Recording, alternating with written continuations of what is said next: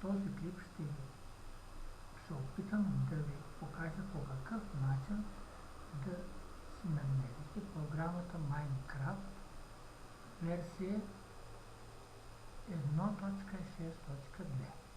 За тази цел в прозорчето за търсачката добавете текста Minecraft.1.6.2. След като го стартирате, ще се покаже долният екран. Оттам вие ще трябва да изберете съответната програма. Най-хубаво е да търсите такъв линк, в който не е необходимо да се стартира онлайн. Се появява този екран, който виждате в момента. От него натискате бутончето за сваляне чрез торент. Като го натиснете него, се отваря екран, в който ви питат за запис на торента. След като сте го стартирали, той ще ви пита къде да го запишете. Вие му упоменавате мястото по ваше желание. Т.е. както е форматиран като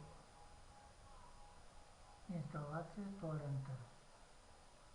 Аз затова нарочно го избирам него, защото по-бързо не се свалят.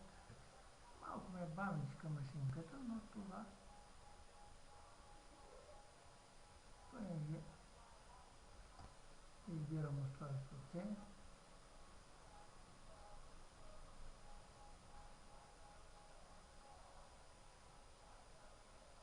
От устройство C при мен има директорийка за инсталационни програмки и в тази инсталационна програмка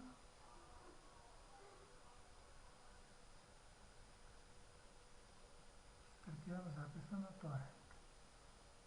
След като го запиша,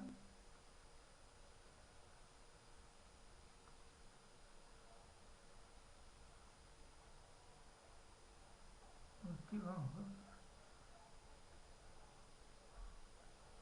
място, където съм записал. Трябва да ги открия. След стартирането на програмата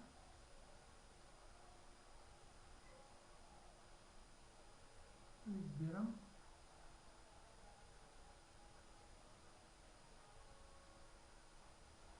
добавяне на торент.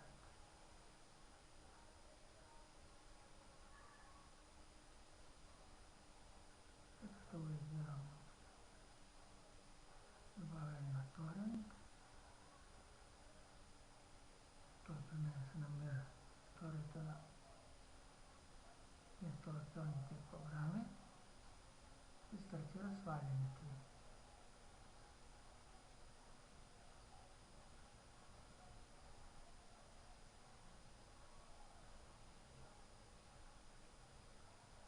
Избирам торента.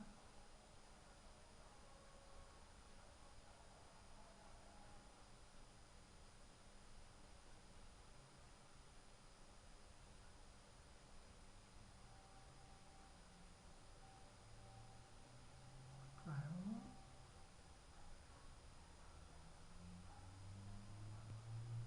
И го стартирам за сваляне.